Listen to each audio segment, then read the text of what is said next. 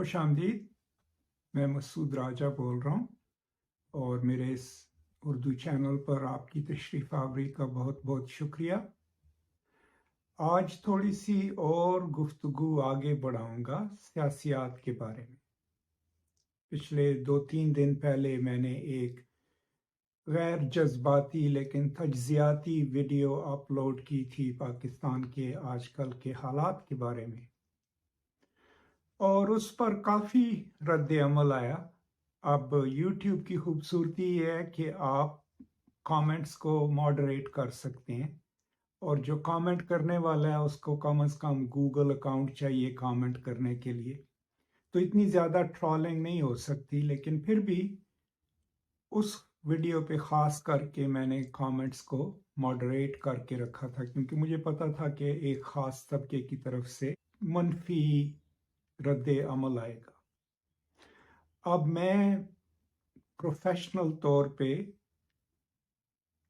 استاد تھا اور لکھاری بھی ہوں اور تجزیہ نگار بھی ہوں، خاص کر کے کلچر اور پالیٹکس کے بارے میں. تو مجھے اس چیز سے کوئی اختلاف نہیں ہوتا کہ اگر کوئی بھی شخص جو ہے وہ میرے جو بھی احساسات، خیالات ہوں، نظریات ہوں، ان کی مخالفت کرے. یہ تو بحث کا ایک حصہ ہوتا ہے. لیکن اور یہ چیز میں نے پہلے بھی ایک میری ویڈیو ہے ڈیفلیکشن کے اوپر، کچھ لوگوں کا بحث کا طریقہ کار کیا ہوتا ہے کہ وہ بجائے آپ کے آرگیومنٹ کے جواب میں اپنا آرگیومنٹ دینے کے، وہ آپ پہ الزامات لگانا شروع کر دیتے ہیں، آپ کو لیبل کرنے کی کوشش کرتے ہیں. تو یہ چیز ہم نے یہاں امریکہ میں بھی دیکھی ہے. یہاں ہمیں جب کسی نے ڈسمس کرنا ہے تو اگر وہ ریسس ہے تو وہ کہہ دے گا یار تم تو مسلمان ہو، تم پاکستانی ہو. اگر وہ پروگریسو ہے تو شاید وہ یہ کہہ دے کہ you are a leftist, you are a socialist. اب یہ سارے وہ طریقہ کار ہوتے ہیں جس میں آپ بجائے جو بولنے والے کے دلائل ہوں یا تجزیہ ہو اس کا جواب دینے کے، آپ اس کی ذات پر حملہ کر دیتے ہو. اور یہی کچھ آج کل جو ہے پاکستان میں بہت عام کیا جا رہا ہے. آپ دیکھ لیں، ٹویٹر پہ دیکھ لیں، جہاں پہ دیکھ لیں، میں اپنے پاس سے باتیں نہیں بنا رہا، کہ ایک خاص طبقہ، ینگ بھی ہوں، پڑھے لکھے بھی ہوں، لیکن ان کا کام صرف یہ ہے کہ لوگوں کی ذات پہ حملہ کر دینا. تو ہمارے جیسے لوگوں کو ڈسمس کرنا تو بہت آسان ہے کہ آپ تو امریکہ میں بیٹھے ہوئے ہیں، آپ کو ہماری چیزوں کا کیا پتہ، آپ نے پاکستان کے لیے کیا کیا ہے. اور یہ وہ لوگ جو نہ تو آپ کو جانتے ہیں، نہ انہوں نے آپ کے کام کو دیکھا ہوا ہے، نہ آپ کے لکھا ہوا پڑھا ہوتا ہے، کیونکہ ان کے اپنے جذبات اور احساسات کسی اور کے ساتھ منسلک ہیں. تو کوئی بات نہیں، یہ ذکر تو چلتا رہے گا، لیکن میں نے سوچا یہ ہے کہ اس چینل پر کم از کم کچھ کبھی کبھی تعلیمی گفتگو کے ساتھ اس طرح کی گفتگو بھی ہوتی رہے، تاکہ یہ جو ایک بہت بڑا ماحول بن گیا ہوا ہے خاص کر کے انٹرنیٹ کے اوپر ڈس انفارمیشن کا، سنسنی خیز ویڈیوز کا، سمجھ کے جس کے پیچھے کوئی لاجک نہیں ہوتا، کوئی ریسرچ نہیں ہوتی، لیکن لوگ کیونکہ اس کو کلک کرتے ہیں، اس کو دیکھتے ہیں. تو کافی لوگ اس چکر میں لگے ہوئے ہیں، آپ کو بھی پتہ ہے یوٹیوب پہ اگر آپ نے دیکھا ہے. میرا پیغام اس ویڈیو میں صرف یہ تھا کہ شخصی سیاست جو ہوتی ہے، ہم نے بھٹو کے دور کو بھی دیکھا، اس کی کمزوری سب سے زیادہ یہ نہیں ہوتی کہ ایک شخص نے کہہ دیا کہ جی میں تھوڑے سارے مسئلے حل کر دوں گا. اس کی کمزوری یہ ہوتی ہے کہ آپ اپنی سوچ کو الگ کر دیتے ہیں اور صرف جو بھی کوئی شخص آپ کو کہہ رہا ہے آپ اس کے اوپر یقین کرتے رہتے ہیں، اسی کی بتائی ہوئی باتوں کو دہرانا شروع کر دیتے ہیں، وہ آپ کا لاجک بن جاتا ہے. اب میں آؤں گا ایک موضوع کے اوپر جو پی ٹی آئی کا آج کل کا بیانیہ ہے پاکستان فوج کے بارے میں۔ اب اس سے پہلے کہ آپ کامنٹ سیکشن میں جائیں اور مجھے آپ کہہ دیں کہ جی تینوں کی پتہ ہے فوج دا، سب سے پہلے تو یہ ہے کہ میں خود پرانا فوجی ہوں، ٹھیک ہے نا۔ میں بھی اسی پاکستان فوج سے میجر ریٹائر ہوا۔ میں نے سیاچن پہ بھی 1 سال سروس کی، والنٹیئر کر کے میں وہاں گیا تھا، اور جب تک میں نے فوج چھوڑی نہیں تھی میں اس وقت کم از کم ٹاپ بریکٹ میں تھا اپنے آفیسرز جو ہمارا گروہ ہے اس میں، اور یہ آپ پوچھ لیں کسی سے بھی پاکستان فوج میں also I am on record کہ جہاں میں نے اس وقت جب پاکستانی جرنلسٹ یا لکھنے والے ان کو حوصلہ نہیں ہوتا تھا پاکستان فوج کے جرنیلوں کے خلاف تنقیدی مضامین لکھنے کا، کم از کم میں نے نہیں دیکھے تھے۔ جب عمران خان اور اس کے ساتھ جو 2-3 لوگ اس وقت ہوتے تھے، پارٹی تو اتنی بڑی نہیں بنی تھی، جب وہ لوگ فوج کے چہیتے تھے اس وقت میں نے لکھا، ابھی بھی میری ویب سائٹ پہ موجود ہے، مضامین جو کہ کریٹیکل تھے پرویز مشرف کے، جو کہ کریٹیکل تھے فوج کے جرنیلوں کی پریولیج لائف کے۔ اب فرق کیا ہے جب ایک مفکر یا لکھنے والا تنقید لکھتا ہے اور جب ایک سیاستدان اس کا بیانیہ بناتا ہے؟ اس کا فرق ہمیں ذہن میں رکھنا چاہیے۔ فرق یہ ہے کہ جب میرے جیسے لوگ لکھتے ہیں کریٹیکل انالیسز ریسرچ کر کے اپنے تجربات کی بنیاد پہ، ہم لوگ منطقی طور پہ آپ کو اپنے احساسات اپنے خیالات دیتے ہیں۔ ہمارا مقصد یہ نہیں ہوتا کہ آپ کو ابھارا جائے، غصہ دلایا جائے اور آپ کو کہا جائے کہ انت حملہ کر دو۔ یہ فرق ہوتا ہے۔ جب ایک سیاستدان اس کو بیانیہ بنا لیتا ہے تو کیا اس کے فالوورز ہیں، سمجھ گئے، وہ پھر یہ کر رہا ہے کہ وہ فوج اور لوگوں کے درمیان تفرقہ پیدا کرنے کی کوشش کر رہا ہے۔ تو اس سے کمزور کون ہوگا؟ ظاہر ہے آپ کی فوجی کی عادت کمزور ہوئی تو آپ کی فوج بھی کمزور ہوگی، انسٹیٹیوشنلی رفٹ ان میں آئے گی۔ تو فرق یہ ہے کہ لکھنے والے جرنلسٹ بھی، مفکرین، محققین جب اس طرح کی چیز لکھتے ہیں تو وہ جذباتیت میں نہیں ہوتی، اس کا کوئی منطق ہوتا ہے، انہوں نے اپنے اپنے آرگیومنٹ دینے ہوتے ہیں اور پیار سے لکھنا ہوتا ہے۔ کیوں کہ کوئی بھی کسی قسم کی لکھائی اس میں if it doesn't have love it's not worth it۔ لیکن جب ایک سیاستدان اس کو اپنا بیانیہ بنا لیتا ہے اپنی پارٹی کا، اور اس کے لوگ گلیوں میں نکلتے ہیں اور انسٹیٹیوشنز کی گاڑیوں پہ جو ان کی عمارات ہیں ان پہ حملہ کر دیتے ہیں، تو پھر آپ نے لوگوں کے جذبات کو استعمال کرتے ہوئے ان کو انسائٹ کیا ان کی اپنی فوج کے خلاف۔ اب یہ مجھے بھی معلوم ہے، آپ کو بھی معلوم ہے کہ پاکستان فوج نے پاکستانی سیاست میں مداخلت بھی کی ہے، مارشل لا بھی لگائے ہیں، ہم نے بھی اس کے خلاف لکھا، سمجھ گئے۔ ان کی پالیسیز بھی غلط ہوئی ہیں۔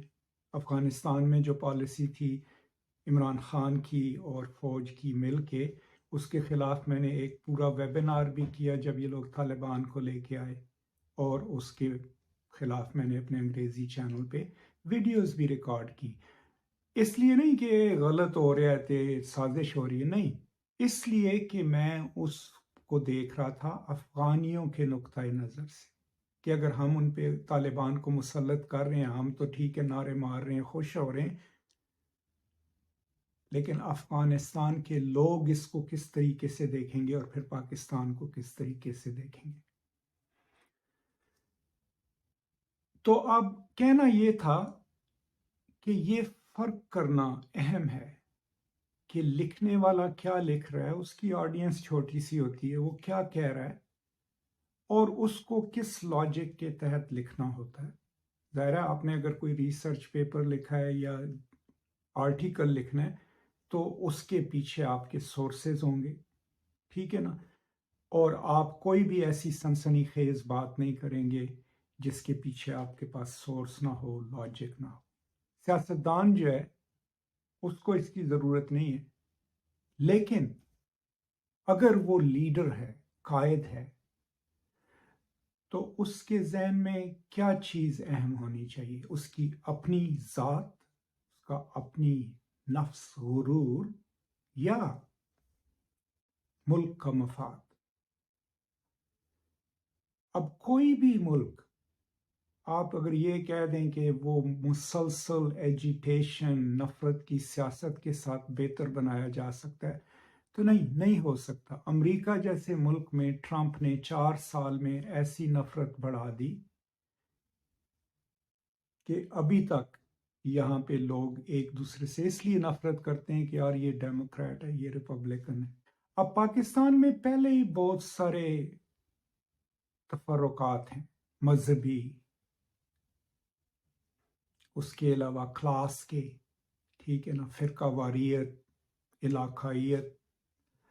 اس میں اگر آپ نے ایک اور لیئر ایڈ کر دی کہ ہم ہی ہیں جو پولیٹیکل پارٹی کے طور پہ، پیپل پارٹی والے بھی سارے غدار نے، پی ایم ایل این والے بھی غدار ہیں، یہ باقی لوگ بھی جو ہیں چور ہیں۔ جب آپ اس طرح کی سیاست کی ترتیب دیتے ہیں تو پھر اس کے ساتھ کیا ہوتا ہے کہ لوگوں کا مائنڈ سیٹ بنتا ہے اس کے ساتھ۔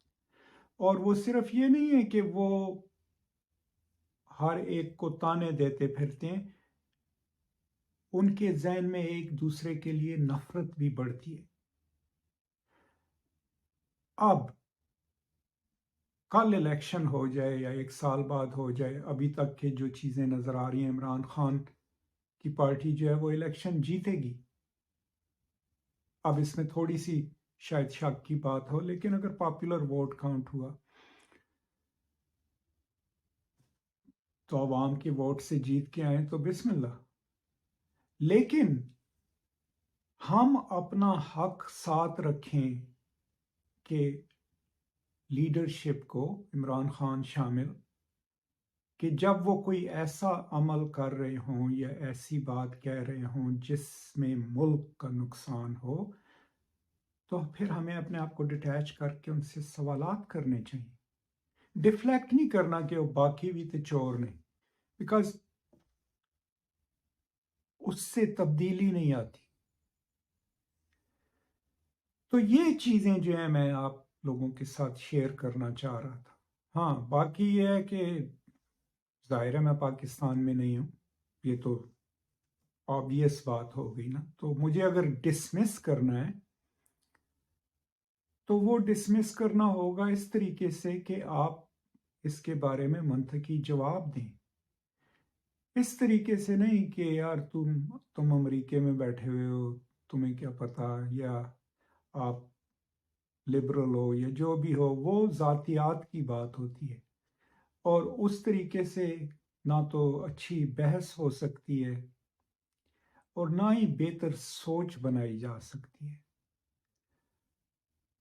میرے خیال کے مطابق، اور میں ایسے بھی نہیں ہوں، پاکستان سے ڈیٹیچ بھی نہیں ہوں، میں نے پاکستان میں بہت کام بھی کیا ہے، اب بھی کر رہا ہوں، کہ جو حالات ہیں اس وقت پاکستان کے، وہ الیکشنوں سے بھی حل نہیں ہو سکتے، فوج سے بھی نہیں حل ہو سکتے، علماء بھی اس کو حل نہیں کر سکتے۔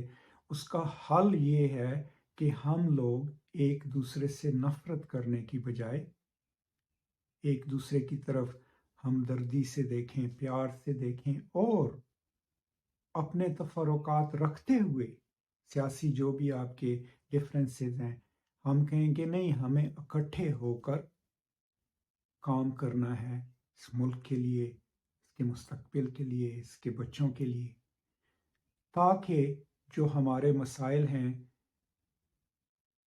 مختلف قسم کے مسائل جو ہیں، ان کو آہستہ آہستہ حل کیا جا سکے۔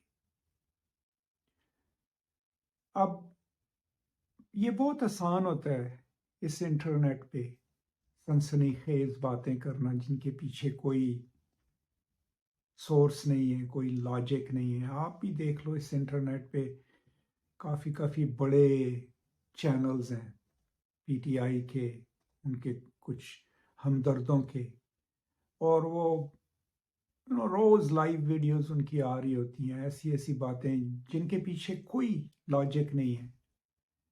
تو اس میں ہوتا کیا ہے کہ آپ لوگوں کو فیڈ کر رہے ہو جو بھی ان کی انسیکیورٹیز ہیں، جو بھی ان کی پریفرنسز ہیں، جو بھی ان کی خواہشات ہیں، ان کو فیڈ کر رہے ہو جھوٹ کے ساتھ اور جھوٹی کہانیوں کے ساتھ، جھوٹے بیانیے کے ساتھ. تو جو چیز جھوٹ پہ مبنی ہوگی یا جھوٹے بیانیے پہ مبنی ہوگی یا جذباتیت پہ مبنی ہوگی، وہ کبھی بھی لانگ لاسٹنگ نہیں ہو سکتی. سمجھ گئے؟ اور یہی ایک میرا پیغام ہے. اب ان موضوعات پہ باتیں کرتا رہوں گا،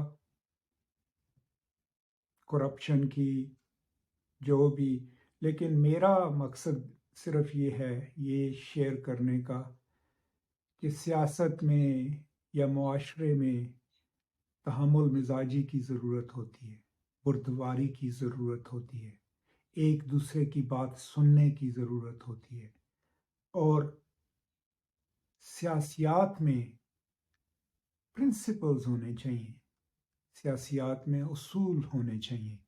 اور کچھ لیڈرز جو ہیں ان کا کام یہ ہونا چاہیے کہ بجائے نفرت پھیلانے کے وہ یکجہتی کی بات کریں، وہ امن کی بات کریں، اور وہ بعض اوقات یہ بھی بہتر سمجھیں کہ ٹھیک ہے یار، ہمیں پاور مت دو، لیکن ہماری آواز جو ہے اس کو سنو اور اس کو شامل رکھو کسی بھی سیاسی بحث میں، کسی بھی سیاسی مسئلے میں. تو یہ چند باتیں ہیں. مجھے پتہ ہے ان کا کوئی پلان نہیں ہے، کوئی میرے پاس لکھا ہوا اسکرپٹ نہیں ہوتا ہے جب بھی میں اس طرح کی بات کرتا ہوں. تو میں نے کہا آپ کے ساتھ شیئر کر دوں. اور ٹھیک ہے، جو بھی کامنٹس آئے ہیں جن میں نفرت تھی ان کو میں نے آپ کے ساتھ شیئر نہیں کیا کیونکہ اس کی کوئی ضرورت نہیں ہوتی. جن لوگوں کو ہماری بات، کچھ باتیں اچھی لگیں، پسند لگیں، بہت شکریہ آپ کا. آپ کی نوازش ہے کہ آپ یہ باتیں سن لیتے ہیں. تو بہت شکریہ. پھر حاضر ہوں گا شاید کسی تعلیمی موضوع کے اوپر. پر یہ ذہن میں رکھیے گا کہ میں آہستہ آہستہ اس چینل پر تعلیمات کے ساتھ ساتھ سیاسیات اور معاشرتی اور معاشی مسائل پر بھی بات چیت کروں گا. بہت شکریہ. خوش رہیں، آزاد رہیں، آباد رہیں. خدا حافظ.